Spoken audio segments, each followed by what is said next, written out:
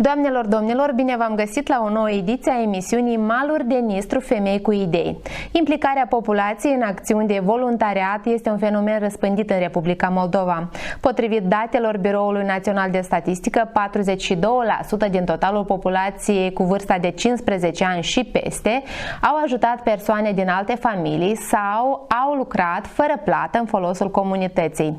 Totodată, 57% din totalul voluntarilor sunt femei. Acestea de cele mai multe ori inițiază campanii de mobilizare a oamenilor pentru a ajuta persoanele nevoiașe. Astăzi, împreună cu invitații din platoul Canal Regional, vorbim despre femeile care într-adevăr motivează și care dau dovadă de receptivitate. Alături de mine sunt doamna Tatiana Chebac, avocată, directoarea Fundației Tetoi Moldova. Bine ați venit la noi! Și Stella Climenco, directoarea Organizației pentru Părinți și Copii cu Dizabilități al Parusa din orașul Dubăsari, cu care vom face legătura de la distanță. Vă salut în cadrul emisiunii noastre. Doamna Chebac, aș vrea să vă întreb mai întâi pe dumneavoastră. De mai mulți ani luptați pentru drepturile femeilor, faceți parte din Organizația pentru Egalitate de Gen. Ne spuneți, vă rog, și apropo, sunteți una dintre femeile care face foarte mult voluntariat. Ne spuneți, vă rog, câte femei, sunt multe dintre femei care fac asta și colaborați, din câte înțeleg, aveți foarte multe femei chiar în Organizația pentru Egalitate de Gen. Deci, ne spuneți, vă rog, despre asta. Da, eu personal fac voluntariat de când am 12 ani, deci am început să fac voluntariat și cumva asta a devenit și pe locul și profesia mea. Făcând voluntariat, mi-am selectat profesia. Și da, foarte multe femei astăzi doresc să pună umărul la dezvoltarea unei societăți mai bune, absolut gratis. Și eu sunt membra platformei Egalitate de Gen, unde tot femeile, persoanele fizice, femei, organizații, la fel, gratis încearcă să îmbunătățească această lume pentru alte femei care nu prea au posibilitatea să facă voluntariat, să vorbească despre problemele sale și așa mai departe. Și în genere, cred că în pandemia ne-a demonstrat că femeile sunt puterea în aceste țări, că mai mult de 50% din personalul medical sunt femei, infirmiere. Și aduc foarte mult aportul. Doctori, surori medicale, deci pe lângă, și bărbații, desigur, nu putem să negăm și aportul bărbaților, dar foarte multe femei s-au unit pentru a salva această țară și inclusiv cu voluntariatul. În perioada pandemiei s-a organizat o rețea de voluntari care livrau mâncare persoanelor care nu puteau să iasă din casă sau și-au pierdut un job, livrau produse alimentare, livrau medicamente. Deci societatea s-a unit foarte frumos și desigur o mare parte din acest aport era datorat femeilor și ponderii mari a implicării femeilor și dorința lor de a face această lume mai bună. Și dumneavoastră, doamna Climenco, aș vrea să ne vorbiți puțin despre organizația din care faceți parte, pe care, apropo, ați fondat-o reieșind din istoria de viață a familiei dumneavoastră. Faceți foarte mult voluntariat și ajutați foarte mulți oameni. Ne povestiți, vă rog, puțin despre asta. Добрый день, я буду говорить на русском языке. Да, десигур. Я живу в Приднестровье, и хочу сказать, что моя общественная деятельность началась в 2002 году, потому что в моей семье есть девочка, ей уже 27. Тогда на тот момент ей было 2,5 годика, когда она заболела эпилепсией. И в те времена не было столько общественных организаций, всяких фондов, не осуществлялись сборы средств нуждающимся, вот как сейчас, да, то есть можно, в принципе, радоваться за нынешнее поколение, которые все-таки больше могут получить поддержки. А в то время, когда я только начинала свою деятельность, практически ничего не было, ни в городе, ни в республике, по-моему, только в Тирасполе у нас было несколько организаций. И, в общем-то, мне одна женщина из Кишинева, она директор центра, значит, это детский дом семейного типа, где моя дочка была на реабилитации, она мне посоветовала создать свою организацию в Дубасарах и со временем открыть центр реабилитации. В принципе, я этим-то и занялась. В общем, она меня вдохновила на этот путь. Я осталась в тот период без поддержки мужа, и у меня еще был один маленький ребенок, сын. В общем-то, кроме поддержки моей мамы на тот момент у меня ничего не было. И таким образом я обратилась в поликлинику нашего города. Заведующая помогла мне собрать нескольких родителей, я с ними провела беседу, рассказала о том, что есть в Кишиневе, что есть в Тирасполе. И, в общем-то, мы договорились, что мы создаем организацию, которая поставит, как говорится, начало реализации такого большого масштабного проекта по созданию центра реабилитации. И в 2006 году этот центр открылся. В 2010 году он стал муниципальным учреждением, но наша организация не работает параллельно с этим центром, у нас есть свои направления. И при нашей организации, благодаря вот этой активности добровольцев и специалистов, которые хотят себя реализовать в работе с такими детьми и родителями, мы открыли также клуб социальной интеграции детей и молодежи под названием «Вместе» в партнерстве с Единицкой организацией «Ариап».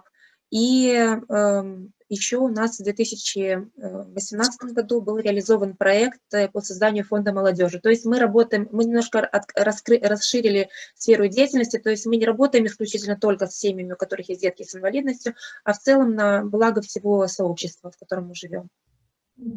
Вкратце, если вопросы еще. Da, îmi dau seama că ați ajutat foarte multă lume în această perioadă. Este o perioadă destul de îndelungată de când vă ocupați cu aceste acțiuni de voluntariat, ajutați copiii. Cu cine de obicei realizați aceste activități? Cu părinții copiilor sau sunt oameni care, nu știu, poate din structurile regiunii de unde veniți? Да, чаще всего, конечно же, идеи рождаются с родительским, как говорится, участием, не только я одна. То есть, если у меня приходит какая-то идея, я все-таки чаще ездила на тренинги, на семинары, я с очень большим количеством интересных, замечательных людей общалась, и благодаря этому я росла и личностно, и профессионально. Вот, то есть я хочу сказать, что общественная деятельность, она не столько тебе финансово что-то может принести, сколько ты растешь и просто вот получаешь такое вот моральное удовлетворение, что ты делаешь что-то приятное для людей, сама получаешь при этом удовольствие. И, к сожалению, не все это понимают, но понимают все-таки большинство, что то, что мы делаем добровольно, мы делаем не только лично для себя, а на благо всего общества. И мне повезло познакомиться в начале своего пути с представителями общественных организаций из нашего города, такие как «Медики за экологию», и есть еще это экологической направленности. Именно эта организация нам тоже помогала проводить всякие поездки по воспитанию детей, да, в экологическом направлении. Потом есть организация «Коллада», с ними тоже мы проводили очень много тренингов, семинаров для ребят по рисованию. Мы шили сумки экологические, их расписывали вместе, проводили экологические акции по уборке территории Днестра и также в городе. То есть, в общем-то, сказать, что я одна что-то сделала, я не могу сказать. То есть это... Este un lucru de comun, da, un lucru de comun cu, îmi dau seama, cu alte persoane. Structura pe sexe în cadrul activităților voluntare relevă faptul că femeile dețin majoritatea în așa activități cum este grija de copii, grija de persoanele în etate, nu știu, grija de persoanele care sunt dependente și sigur că și grija de alte familii. Cum credeți? Este vorba de instinct, doamna Chebac, sau femeile cumva se regăsesc anume în aceste domenii? În aceste direcții. Sincer, nici nu m-am gândit până să mă întrebați, nici nu m-am gândit despre care e rata de implicare a femeilor în activități de voluntariat, în special activitățile de îngrijire, de, mai mult spune, asistentă socială, da? Și care e rata bărbaților. Și acum mă gândeam, eu real în cercul meu de persoane voluntare, care majoritatea sunt femei, desigur sunt mulți și bărbați, dar cumva așa s-a primit că majoritatea, foarte multe sunt femei și nu cred că e vorba de instinct, pentru că aici cumva mergem în partea asta de stereotip, dar din cauza că așa s-a făcut din cultură roluri de gen, acel de îngrijirea copiilor, de îngrijirea părinților, de îngrijire este mereu atribuit femeii și bărbații mereu sunt puțin mai distanțați, deși acum, cu părere de bine, bărbații la fel au început să se includă în îngrijirea față de copii, în îngrijirea față de adulți și probabil femeile având grijă și identificând problemele cu care se ciocnesc, cum și doamna Climencu a spus, da, din dorința de a schimba ceva și a identificat o problemă și încerci să pui umăr să o rezolvi. Deci, cred că din cauza că femeile, mare parte a lor au primul job, a doilea, cum ne spunem, femeile au tare multă muncă neplătită pe care o îndeplinesc, este cea de îngrijire. Probabil așa femeile mai ușor identifică problemele care sunt, spunem așa, în sistemul social, da, privind îngrijirea copiilor cu necesități speciale, îngrijirea persoanelor în etate, îngrijirea persoanelor dependente și încearcă să schimbe ceva, încearcă să compenseze grija statului cu grija, poate să creeze anumite servicii alternative și așa mai departe. Deci, probabil este din experiență, pentru că făcând anumite activitate, observ lacunele și începi să mai mult să mergi în direcția dată ca să acoperi anumite lacune. Deja depinde în ce direcție merge voluntariat. Sunt persoane voluntare care merg până la stat și încearcă să obțină anumite, deci unde au observat o lacună, încearcă să o acopere. Sunt alte persoane care singuri încearcă să acopere această lacună prin activitatea proprie, da, prin grija care o au, prin asistența care o livrează și așa mai departe. Să știți că am pregătit astăzi un reportaj, un exemplu a unei doamne care, într-adevăr, este o doamnă care motivează și, să zicem așa, este de la sudul Moldovei. O doamnă care a fondat o organizație de voluntariat, chiar dacă se află în situații când ar avea cumva ea nevoie de ajutorul statului, societății și indiferent de situația și circumstanțele vieții în care se află, ea într-adevăr ajută și alte persoane. Să urmărim reportajul, după asta revenim la discuții.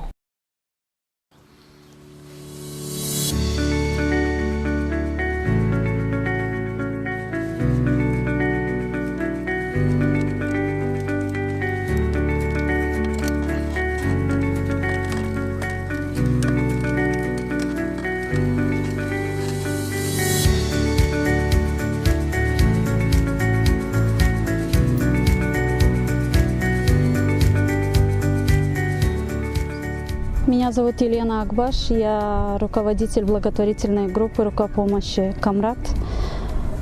«Камрад», потому что мы находимся в Камрате, но мы помогаем везде, по всей Гагаузии. Бывает, что за пределы даже Гагаузии, в Кишинев бывало, что помогали. Начну с того, почему я решила создать эту группу, потому что я сама прошла через многое. С 2009 года, я до этого очень долго болела, но в 2009 году после того, как мама моя покойная умерла, я слегла на 2 года. И когда у меня был интернет, я писала в Facebook, писала в Одноклассниках, писала депутатам, всем, кому попало, чтобы люди откликнулись. И мне девушка посоветовала писать про свои проблемы, чтобы люди увидели, что есть я, что есть у меня 2 детей, и помогли мне. У меня ревматоидный артрит, и у меня разрушились тазобедренные суставы. После этого у меня очень тяжелая, сложная ситуация, потому что с артритом невозможно дойти до этого, но оказывается, что можно и слечь.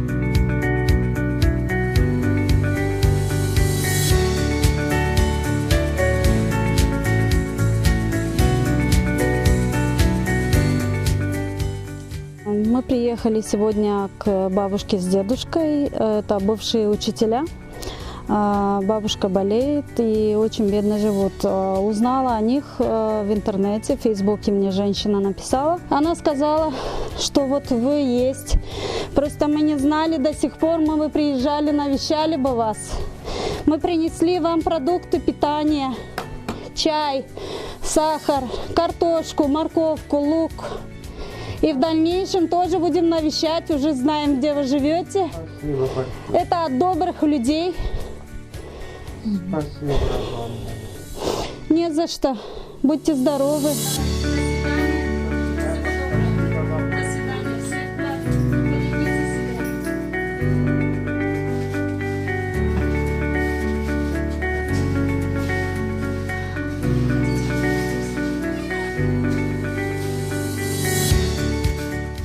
Здравствуйте, тетя Женя, идите сюда.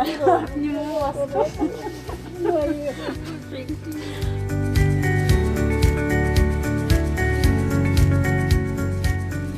Вот мы принесли вам тут, тетя Женя, чай, сахар, макароны, вот овсянка. Здоровья, чтобы было вам.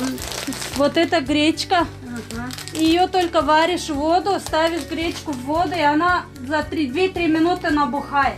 А как Чуть-чуть, да, кипяченую кипяченую воду. воду. А как Она гречка.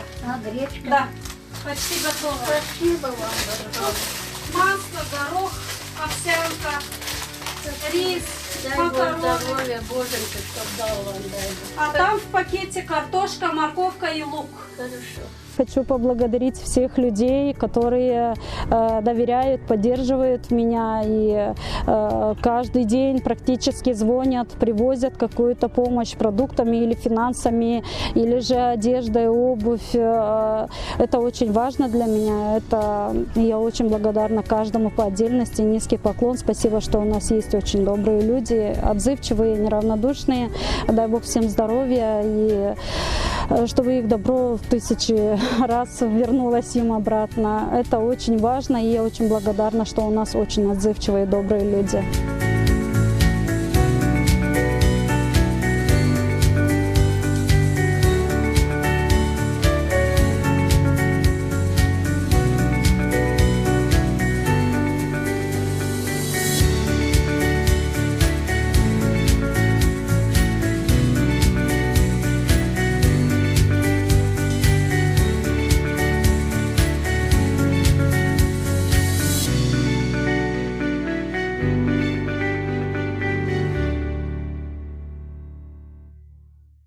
Așa deci, doamna Chebac, doamna Climenco, cum vedeți exemplul acestei minunate doamne care, într-adevăr, cum am zis mai sus, indiferent circumstanțele vieții, face tot posibil ca să poată ajuta alte categorii de oameni care, într-adevăr, au nevoie. Asta e un fenomen extraordinar, că nu vedem oameni care sunt nu știu, destul de avuți, da, dar vedem oameni simpli, care, deci, ca fiecare din noi, deci asta este un simbol că fiecare din noi poate să ajute alți oameni, poate să depună un efort doar dacă se dorește, pentru că noi niciodată nu știm în ce situație vom fi mâine, da, eu am făcut voluntariat, am livrat hrană pentru persoane fără adăpost și auzând istoriile lor, eu am înțeles că nimeni din noi, de fapt, nu are nicio asigurare, nu are nicio siguranță că mâine nu noi vom fi în locul acelor persoane, deci totul este foarte relativ, de asta eu, sincer, mă fascinează persoanele care așa depun un efort și încearcă să ajute alte persoane care au nevoie de asta, necontând la starea lor financiară sau pot ei astăzi sau nu să facă acest lucru. Doamna Climenco, aș vrea și dumneavoastră să vă expuneți ce părere aveți despre exemplul acestei doamne. У меня получается, что история почти такая же, да, то есть не я сама страдаю каким-то недугом, а мой ребенок. И видите, как она все-таки, эта женщина замечательная, она преодолела свои трудности, да, стала на ноги, да, она обратилась за помощью. И я призываю всех людей, которые оказываются в такой же ситуации, не опускать руки и не бояться, не стесняться попросить помощи. Потому что вы же не просите там на выпивку или на курево, или на какие-то там роскоши, а на жизненно элементарные какие-то необходимые вещи. И знаете, вот я вот смотрела повторно этот ролик, и подумала о том, что все-таки почаще нужно говорить о простых людях, почаще, потому что часто мелькают в наших средствах массовой информации, я не знаю, как в Молдове, но у нас в Приднестровье наблюдается, как бы почти одни и те же люди. Все-таки говорить о простых людях, вот с чего они начинали, в какой они ситуации, после того, как мы им оказали помощь, допустим, проходит год, еще раз подойти в эту семью и посмотреть. То есть мониторить нужно необходимо посмотреть, потому что когда мы оказываем помощь какой-то семье, вот как на моем примере, мне тоже в свое время кто-то оказал помощь, потому что я была в таком отчаянии, когда муж бросил, и я осталась с 2 детьми, и мне казалось, что все, мир перевернулся, и я ничего не смогу. Но я смогла, да, то есть волю в кулак, побольше людей, на которых можно равняться, побольше ездить на всевозможные семинары и тренинги, получать массу информации о правах и своих, и о правах своих подопечных, и все получится. То есть государство, конечно, оно не может всех нас объять всецело, но каждый из нас по крупиночке может оказать ту или иную поддержку. Поэтому я очень восхищаюсь этой женщиной, и я желаю ей все-таки крепкого здоровья, чтобы ей лично кто-то помогал. Я хотела бы обменяться с ней контактами, наладить с ней дружбу и партнерство. Da, foarte, foarte frumos. Iată, am observat în reportaj că doamna, o mare parte din acțiunile sale de voluntariat sunt dedicate oamenilor în etate. Cumva o categorie așa mai puțin, care atrage mai puțin atenția campaniilor de caritate care se desfășoară pe teritoriul țării, dacă vorbim de Republica Moldova. Cumva mai mult sunt îndreptate aceste campanii pentru familii cu mulți copii, pentru copii cu careva probleme, da, de sănătate. Iată, dumneiei cumva ajută și oamenii în etate. Cum credeți această categorie a oamenilor? De ce sunt mai puțin ajutați? Este vorba de lipsă de informație sau alte cauze sunt la mijloc? Bună întrebare. Mie îmi pare că când merge vorba de copii, aici empatia societății este mai mare. Copiii, mai ales copiii fără părinți, deși sunt foarte mulți donatori externi care susțin copiii orfani, da, familiile este monoparentale, statul la fel susține. Copiii cu dizabilități, tot naște empatie, dar eu cred că tot s-ar putea mai mult de investit în copiii cu dizabilități, în incluziunea lor socială și așa mai departe. Ce ține de bătrânii, persoanele în etate, din păcate aici empatia este puțin mai mică. Nu știu, nu pot să răspund de ce, nu sunt psiholog, dar adevărul absolut este că bătrânii noștri sunt la limita supraviețuirii, deci ei trăiesc în sărăcie extremă, pensia, cei care o primesc ei, nu ajunge absolut pentru nimic. Eu am auzit tare multe istorii tragice, în sens că pentru mine șocante când profesorii, da, profesoarele la bătrânețe ajungeau să nu aibă bani să plătească căldura și trebuiau să se încălzească toată iarna cu sticle cu apă fierbinte, da? Și sunt sigură că asta e istoria la majoritatea bătrânilor din Republica Moldova și chiar mă bucur că sunt persoane care ajută bătrânii pentru că ei au nevoie de ajutor și plus eu ce am observat făcând voluntariat în pandemie, ei sunt foarte mândri. Deci pentru ei este cumva, din exemple care le-am văzut eu, persoanele în etate sunt mândre și pentru ei este și recunoscători pentru fiecare bucățică dar ei se simt incomod pâine, că ei deranjează pe cineva, ei se simt incomod că lor cineva ceva le aduce, ei mereu se simt incomod, deci pentru mine asta a fost ceva foarte sensibil, dar din păcate cumva noi chiar și dacă să ne uităm pe organizații, da, care noi avem tare puține organizații care se ocupă cu persoanele în etate, este mai tincă numai Help Age și încă organizații care se ocupă cu îmbătrânirea activă, încearcă să creeze careva politici împreună cu statul pentru persoanele în etate. În rest, nu prea avem organizații. Nișa asta este liberă, deci dacă ar fi persoane, mai multe persoane care ar crea ceva organizații, ar merge la stat, ar încerca să creeze ceva politici, programe sociale, programe de ocupare pe persoanele în etate. Am privit un film, sunt sigură că l-au privit mai mulți, în rus se numește Stajor, unde persoanele în etate erau atrase în diferite companii ca și voluntari, ca și stagiari. Și era un ajutor enorm, pentru că persoanele astea au o experiență de viață pur și simplu incontestabilă.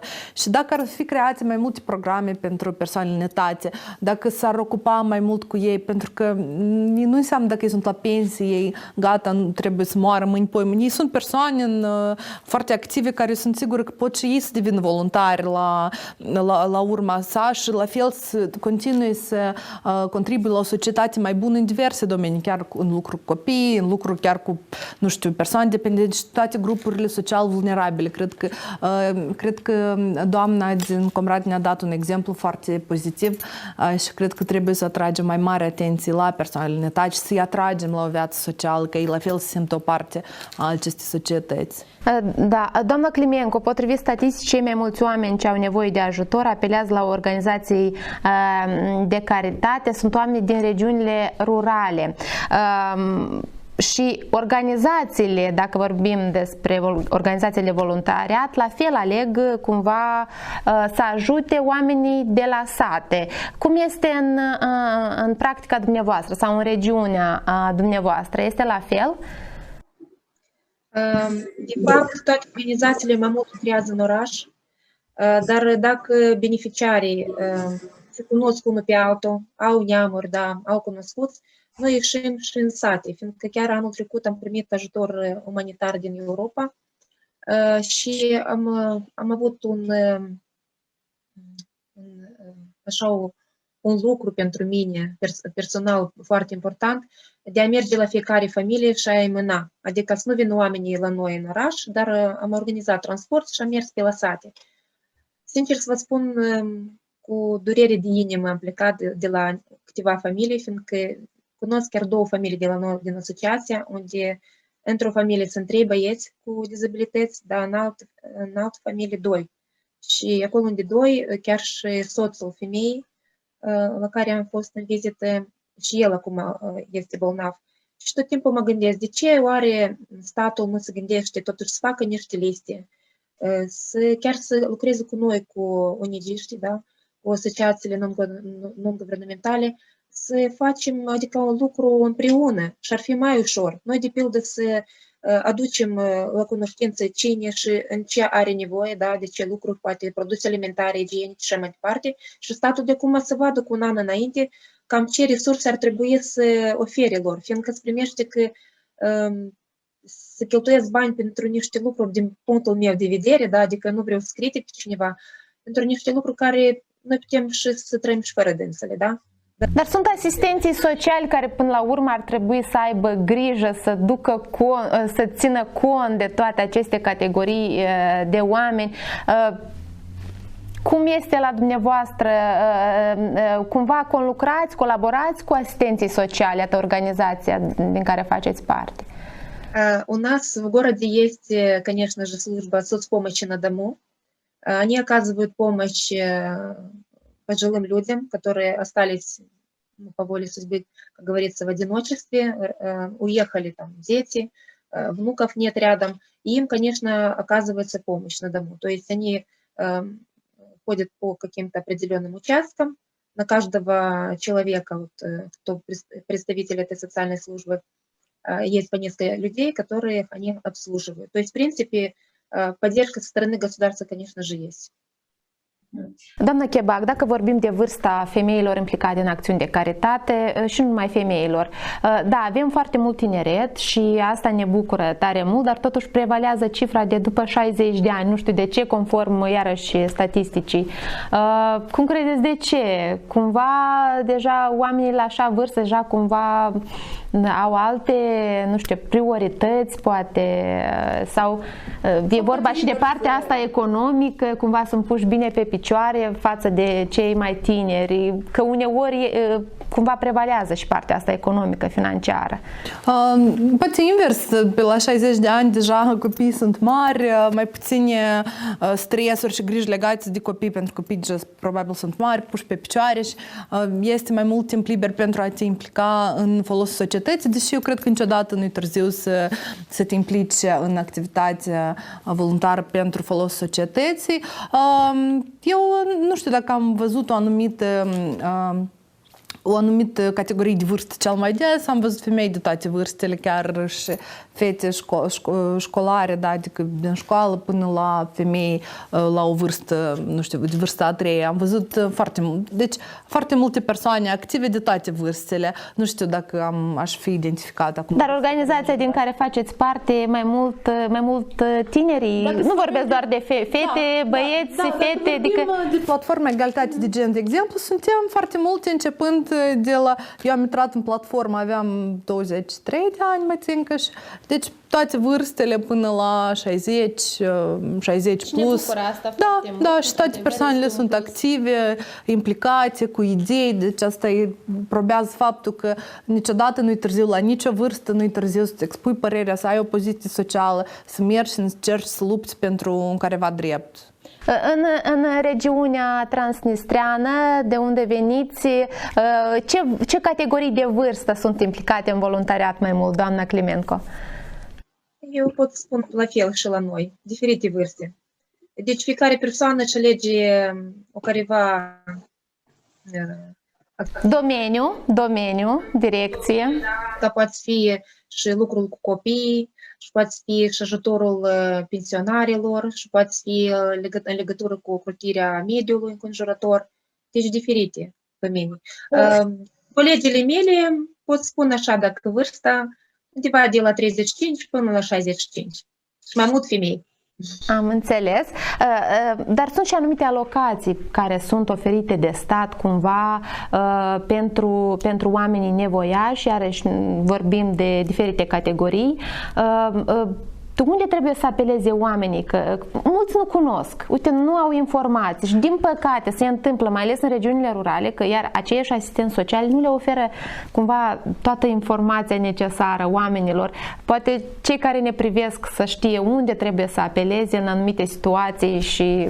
Tare la asistent social și trebuie să apeleze sau deja direcția asistent social regională. Deși mi pare că în mediul rural li se dă alocații de șomaj, deci mai multe... Iarăși celor care cunosc și sunt informați. Sau plus, mă rog, este procedură de evaluare, da? Deci cumva primarul împreună cu asistentul social sau asistenta socială trebuie să cunoască familiile, deci identifică cumva familiile, merg, evaluează și deja se emite o decizie dacă se aloce ajutor sau nu, pentru că sunt anumite criterii conform legislației. Da, prima persoană probabil trebuie să fie asistentul sau asistenta socială și deja ulterior, dacă se încearcă, persoana dorește să obțină, dar nu este dată, poate să meargă la direcția asistent social regională, poate acolo se va lua altă decizie, dar asistenții sociali sunt acea prima mână de ajutor care, nu știu, sunt responsabili de foarte multe probleme, sunt responsabili de asistență socială persoanelor nevoiașe, de toate vârstele, de toate categoriile, sunt responsabili de identificarea victimelor violenței, responsabili de identificarea copiilor neșcolarizați și așa mai departe. Deci, un asistent social într-o localitate rurală prea multe atribuții are, dar din păcate într-o țară unde salariul lor este deloc unul mare și demn, este o fluctuație de cadre foarte mare și din păcate nu toți asistenții sociali sunt de acord să lucreze cu 1000-2000 de lei, având atâtea responsabilități. Deci poate aici deja venim la... Și astfel oamenii apelează până la urmă la organizațiile de voluntariat. Și cum credeți? Deci este asta o cauză și care mai sunt poate cauzele de ce oamenii apelează la acțiuni de voluntariat și uite, nu direct la structurile care direct sunt responsabile de astfel de categorii de persoane? Personal, eu așa văd că statul nu reușește pur și simplu să facă față la toate problemele oamenilor și chiar pe locuri, dacă reușește să facă față, nu mereu în cel mai bun mod. Pentru că la noi se fac 1.000.000 de strategii, regulamente, deci totul e foarte birocratic. Când organizațiile de voluntariat, organizații non-guvernamentale, ele se axează pe necesitatea persoanei directe. Deci a venit persoana, ei nu fac 30 de strategii cum să ajute această persoană, dar ei nemijlocit o ajută și poate creează împreună cu dânsa un plan de durată, da? Cum pe viitor poate să o implice să o angajeze la un loc de muncă. Deci depinde de necesitățile, la un loc de învățământ, necesitățile persoanei. Dar statul la noi face 10.000 de documente până când se ajunge la ajutorul nemijlocit a persoanei. Deci eu văd o problemă foarte mare, birocrația. Pe locuri, imposibilitatea statului de a ajuta, dar și birocrație și cât va dura să obții acel ajutor. Așa este, doamna Climenco, aceeași întrebare. Cum credeți, care ar fi cauza că mai mult se apelează la organizațiile de voluntariat decât la structurile de stat? Din experiența dumneavoastră. Да, я думаю, что все-таки люди обращаются сначала в государственные структуры, в то же управление социальной защиты, но мы вот именно с управлением социальной защиты тоже поддерживаем связь очень давно, еще с того момента, как мы зарегистрировались, И, допустим, те вопросы, которые они не могут решить через управление социальная защита связывается с нами и спрашивает, можем ли мы такому-то человеку помочь тем или иным. Вот. И мы, естественно, если у нас есть какие-то ресурсы, не финансовые, конечно, это могут быть ходунки или какие-то продукты питания, если была получена какая-то помощь, или одежда, или мы организуем какие-то акции по сбору каких-то средств для оказания той или иной помощи. Но в любом случае, конечно, адресная помощь, она всегда объективно воспринимается. Потому что если государство может обеспечить людям какие-то пенсии, да, там, пособия, по временной нетрудоспособности или по уходу за ребенком и так далее, этих средств часто недостаточно бывает, потому что не все семьи бывают полными, либо развод, да, и мама одна воспитывает, или отец один остался, там жена умерла, разные ситуации. То есть эти общественные организации, они практически дополняют роль государства. И я думаю, что găsudarство без НПО и НПО без государства было бы сложнее намного. Așa e. Cum credeți, cât este de important pentru tinerii de astăzi să facă voluntariat? Este foarte important să facă voluntariat, să se implice în activitate. Plus asta, pe exemplu personal pot spun că făcând voluntariat de la vârstă destul de devreme, eu mi-am ales cariera, da? Cumva mi-am ales direcția în care vreau să lucrez, pentru că am identificat necesitățile care mi-au fost interesante să lucrez ca să le acoper. De asta cred că pe lângă faptul că tinerii trebuie să facă voluntariat ca să înțeleagă cu ce ei vor să se ocupe în viață, plus asta îi va ajuta să înțeleagă cum trăiesc alți oameni, da? Pentru că noi toți trăim în bula noastră și când noi ieșim din ea și vedem că sunt oameni care trăiesc mai bine, dar sunt oameni care trăiesc mai rău. Aici, desigur, cred că lumea noastră se dezvoltă foarte mult și noi putem să vedem mai multe aspecte a vieții, a viitorului. Și pentru mine este foarte important, chiar discutam cu niște prieteni, oare asta este un sindrom psihologic, faptul să mă simt utilă societății, da? Să simt că eu fac ceva ce aduce oamenilor bine, dacă eu pot să ajut cumva oamenii, pentru mine e foarte important acest aspect. De asta, dacă sunt persoane care au o empatie mai dezvoltată, cred că cea mai bună metodă de a pune în lucru această empatie și de a utiliza acest talent este de a merge, a face voluntariat și a încerca să ajuți alte persoane și astfel deja să înțelegi că ai făcut un lucru bun. Ai dat și tu o mână, ai pus și tu o mână pentru ca societatea să devină mai bună. Și iată, dacă vorbim despre acțiunile de voluntariat, cum credeți? Uite, sunt tineri, femei, bărbați care ne privesc și poate ar dori să facă parte dintr-o organizație de voluntariat, să facă și ei voluntariat, acțiuni de caritate, unde trebuie să se adreseze, la cine să apeleze, la ce organizații există în țară unde pot apela și face parte și uite să facă voluntariat. Sunt o sumedenie de organizații cu foarte multe profile, deja depinde ce interese are persoana, da? De exemplu, dacă dorește să aducă un aport la protejarea drepturilor femeilor, da, poate să caute platforma Egalitate de Gen sau Coaliția Națională Viață Fără Violență, platformele astea care ajută femeile în situații de violență, ajută femeile nu știu, care doresc să meargă în politică, care doresc să fie abilitate economică și așa mai departe. Sunt persoane, sunt organizații care se ocupă cu drepturile copiilor, da, și la fel sunt rețele, da, pentru că sunt multe organizații, se mai creează câteodată o rețea care include toate aceste organizații, ca lucrul lor să fie cumva de comun, să nu dubleze toți lucrul fiecare persoane.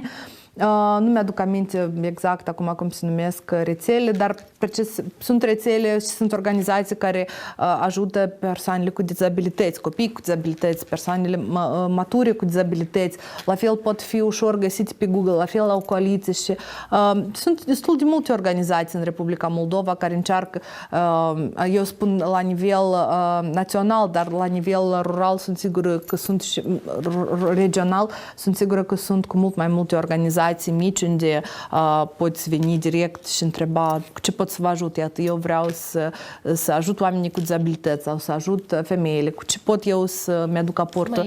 Da, și eu sunt sigură că o să se găsească activități pe placul oricărei persoane. Da, doamna Climenco, cu ce sfat ați venit către persoanele care vor să facă voluntariat? У нас чаще всего хочу поделиться нашим опытом. Мы обычно приглашаем на какие-то мероприятия, это могут быть какие-то фестивали или какие-то благотворительные концерты или тренинги для молодежи, которые мы организуем, если, допустим, есть какой-то проект. Вот. Ребята таким образом, принимая участие в каких-то конкретных тематических тренингах, также они узнают о нашей деятельности. Также именно через нас они узнают о деятельности наших партнеров, и они уже сами выбирают, в каком направлении они хотели бы себя реализовать. И на самом деле в интернете очень много ресурсов, на которых можно просто записать в поиск, да, и sărazu выдает очень большое количество как в Приднестровье, так в Молдове, и повсюду эти организации есть. Vă mulțumesc tare mult pentru participare. Sunt sigură că oamenii care ne privesc au luat foarte multe astăzi, informații utile. Vă mai așteptăm la noi neapărat și cu alte ocazii. Iar dumneavoastră, stimați telespectatori, mulțumim pentru atenție. Aici Canal Regional, rămâneți cu noi. Până la noi întâlniri. La revedere!